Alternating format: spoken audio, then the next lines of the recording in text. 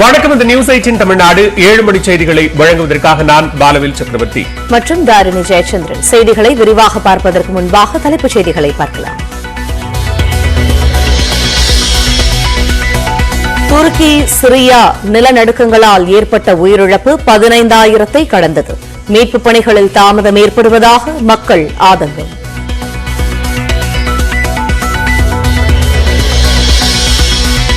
சிரியாவில் கட்டட இடிபாடுகளுக்குள் சகோதரனை பாதுகாத்த 7 வயது சிறுமி.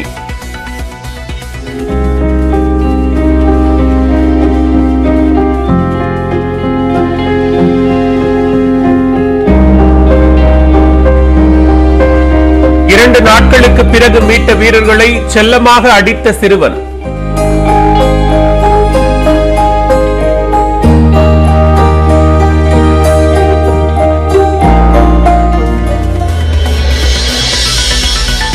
துருக்கியில் கட்டிட இடிபாடுகளிலிருந்து 65 மணி நேரத்திற்கு பிறகு உயிருடன் ஒருவர் மீட்பு.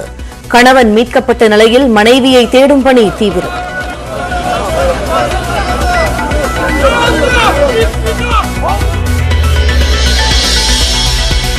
ஈரோடு கிழக்கு தொகுதியில் காங்கிரஸ் அதிமுக வேட்பாளர்களின் மனுக்கள் ஏற்பு.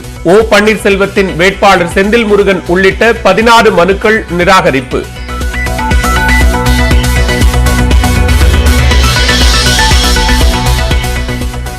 ஈரோடு கிழக்கு தொகுதியில் 2 நாட்கள் பிரச்சாரத்தை மேற்கொள்கிறார் முதலமைச்சர் மு க ஸ்டாலின். பேக்கரியில் தேநீர் அருந்திய எடப்பாடி பழனிசாமி.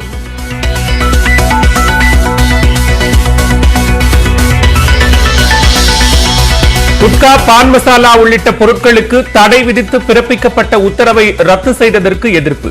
உச்சநீதிமன்றத்தில் தமிழ்நாடு அரசு மேல்முறையீடு.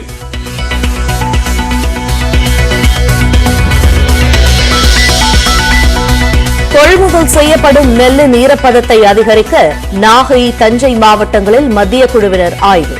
திடீர் மழையால் பாதிக்கப்பட்ட நெற்பயிர்களின் மாதிரிகள் சேகரிப்பு.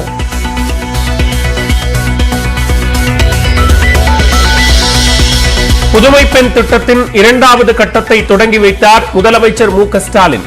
கவனச்சிதறல் இல்லாமல் கல்வி பயில தந்தையாக அறிவுரை கூறுவதாக நெகிழ்ச்சி.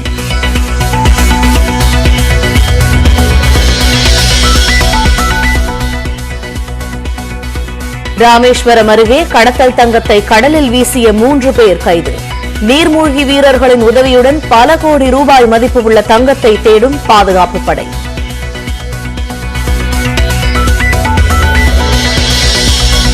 கடலூர் மாவட்டத்தில் குடும்ப தகராறில் 2 குழந்தைகள் உட்பட 4 பேர் உயிரோடு தீ வைத்து கொலை. தீ வைத்தவரும் தீயில் கருகி உயிரிழப்பு.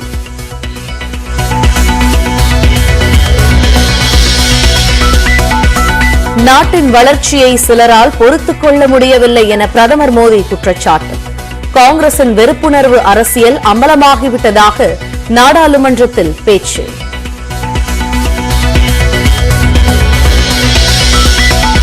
குடியரசுத் தலைவர் மீதான பிரதமர் நரேந்திர மோடியின் பதில் திருப்தி அளிக்கவில்லை என குற்றச்சாட்டு. மக்களவையிலிருந்து எதிர்க்கட்சிகள் வெளிநடப்பு.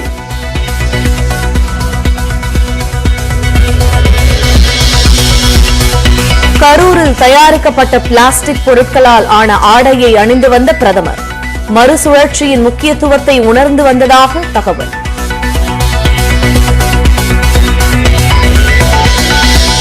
தொடர்ந்து 6வது முறையாக ரெப்போ வட்டி விகிதத்தை அதிகரித்தது ரிசர்வ் வங்கி.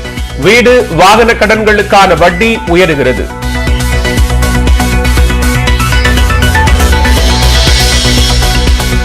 பேனா நினைவு சின்னத்திற்கு எதிராக உச்சநீதிமன்றத்தில் வழக்கு. சுற்றுச்சூழல் பாதிக்கப்படும் என்பதால் தடை விதிக்க மீனவர்கள் கோரிக்கை.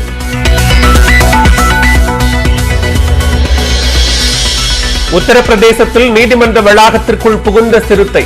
வழக்கறிஞர்கள் உள்ளிட்டோரை தாக்கிய நிலையில் மயக்க ஊசி செலுத்தி பிடிக்கப்பட்டது.